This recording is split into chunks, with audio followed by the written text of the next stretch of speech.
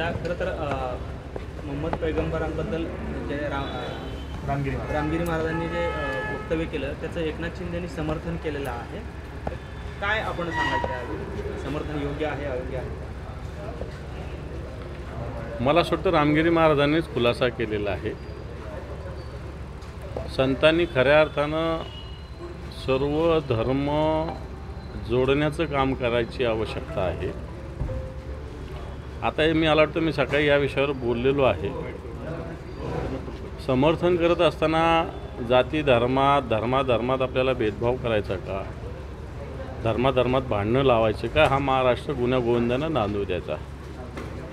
जी गोष्ट हजारो वर्षापूर्वी झाली त्यावेळेची सामाजिक स्थिती काय, भौगोलिक स्थिती काय, कोणत्या स्थितीत काय गोष्टी चालल्या आहे याचा जर विचार केला तर मला असं वाटतं हा विषय कालबाह्य झालेला आहे आणि सर्व जाती धर्माने गुन्ह्या गोविंदानं आज राहण्याची आवश्यकता आहे. हा फुले शाहू आंबेडकरांचा, छत्रपती शिवरायांचा महाराष्ट्र आहे.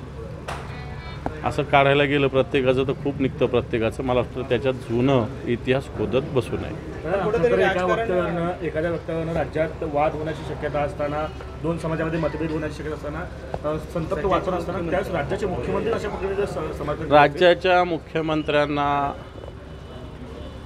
आणि उपमुख्यमंत्र्यांना सुद्धा या राज्यात दंगली पाहिजे. दंगलीवर त्यांना स्वतःची सत्तेची पोळी भाजून घ्यायची आहे. कारण त्यांना त्यांच्या कामावर विश्वास राहिला नाही, कारण त्यांनी काही कामच केलेलं नाही. म्हणून खोट्या घोषणा, सरकारची तिजोरी लुटण्याचं काम आत्ताच्या घडीला चालू आहे. राज्य कर्जबाजारी झालेलं आहे आणि म्हणून मला असं वाटतं त्यांना अशा मुद्द्याचा आधार ते घेत आहेत. एवढंच म्हणता येईल त्याच्याविषयी. उपमुख्यमंत्री अजित पवार आज असं म्हणाले की जर 5 वर्ष ही योजना चालू ठेवायची असेल तर निवडणूक आली की कमळ, धनुष्यबाण आणि घड्याळ या चिन्हाला तुम्ही लक्षात ठेवा आणि विधानसभेला आम्हाला मदत करा, असं जाहीरपणे त्यांनी सांगितलेलं आहे. म्हणजे ही योजना मला असं वाटतं अजितदादाचं फार नाही, वर्ष दीड वर्षापूर्वीचं तुमच्याच प्रसिद्धी माध्यमावर आलेलं कमळी कमळी कमळी कमळी अजितदादा म्हणले तेवढं जरा आठवा, बाकी काही बोलत नाही मी. देवेंद्र फडणवीसांनी एक आरोप केलेत लाडकी बहीण योजनेच्या संदर्भात. विरोधकांनी ही योजना बंद पाडण्यासाठी ऑनलाईनमध्ये घोळ घालण्याचे प्रयत्न केले, साईड स्क्रॅप करण्याचे किंवा क्रॅश करण्याचे प्रयत्न केले, ऑफलाईनमध्ये एक खोड घालण्याचा प्रयत्न केला.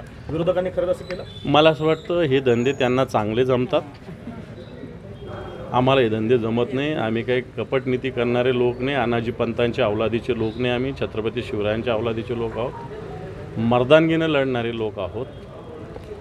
आज तुमची कोणती साईड, कोणतं तुमचं जर बघायला गेलं या नवीन तंत्रज्ञानामध्ये कुठे आहे महाराष्ट्राची स्थिती.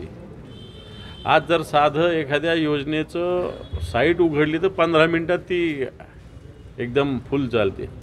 त्याच्यामुळे कोट्यवधी लोक जर याच्यामध्ये नोंदणी करत असतात तर या सगळ्या साईट होत असतात. मला वाटतं देवेंद्र फडणवीसांनी उगाच महाराष्ट्राला उल्लू बनवण्याचं काम करू नये.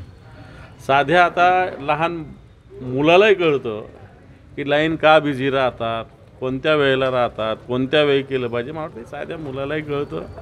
त्यामुळे फुकटचे आरोप देवेंद्र फडणवीसांनी करून त्यांच्याच भाषेत खोटा नॅरेटिव्ह सेट करण्याचा प्रयत्न करू नये. दादा, खरं तर तुमचे जुने सहकारी आणि शिंदे गटाचे आमदार संजय गायकवाड यांनी आपल्या मुलाला तलवारीने केक भरवलेला आहे. संजय गायकवाड म्हणजे काय, त्यांच्याविषयी काय बोलायचं, काय फार दखल घेणं योग्य थोडी व्यक्तिमत्व आहे. दादा, आढळराव पाटील असतील किंवा अर्चना पाटील हे अजित पवार गटामध्ये गेले होते निवडणुकीच्या आधी, मात्र आता ते कुठेच दिसत नाहीत. अगदी यात्रा त्यांच्या भागात आली तरी ते दिसले नाहीत. काय ते पुन्हा निवडणुकीनंतर अजितदादा पण नाही दिसणार. दादा, एक शेवटचा प्रश्न असा आहे, मोहोळमध्ये ज्या पद्धतीनं आज बैठक झाली आणि अनगरमध्ये जो काही महिलेच्या बाबतीत वर्तन झालेलं आहे, तर त्या संदर्भात आपण काय भूमिका घेणार आहात आणि काय यापुढे? नाही, असे तहसील निर्माण व्हावेत. पण या राज्यामध्ये मला असं वाटतं 56-57 प्रस्ताव प्रलंबित आहे आत्ताच्या घडीला. आणि असे अप्पर तहसील करत असताना त्याची भौगोलिक स्थिती जाणून घेतली पाहिजे. तालुक्याचे भाग किती होतात, कसे होतात, डावे होतात, उजवे होतात, घाटावरचे होतात, खालचे होतात, हायवे कुठे आहे, इकडून आहे, या सगळ्या गोष्टीचा अभ्यास करून सगळ्या लोकांना सोयीचं होईल अशा पद्धतीनं ते निवडलं पाहिजे. शक्यतो तालुक्यातल्या 2 नंबरची लोकसंख्याची या जुन्या तहसीलपासून दूर असलेलं गाव निवडलं पाहिजे. राजकीय हेतूनं प्रेरित होऊन अशा पद्धतीनं अप्पर तहसीलची जागा निवडलेली आहे मोहोळची, ती चुकीची आहे.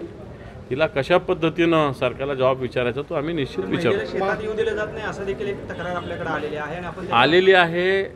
तिथं जी काही लोकांची दादागिरी आहे ती मोडून काढावी लागेल आणि ती शिवसेना मोडून काढेल. कोणतीची भगिनी आहे मी तिला लवकरच भेटेल आणि तिच्या शेतात तिला सोबत घेऊन जाईल आणि तिच्या शेताचा तिला ताबा घेऊन देईल.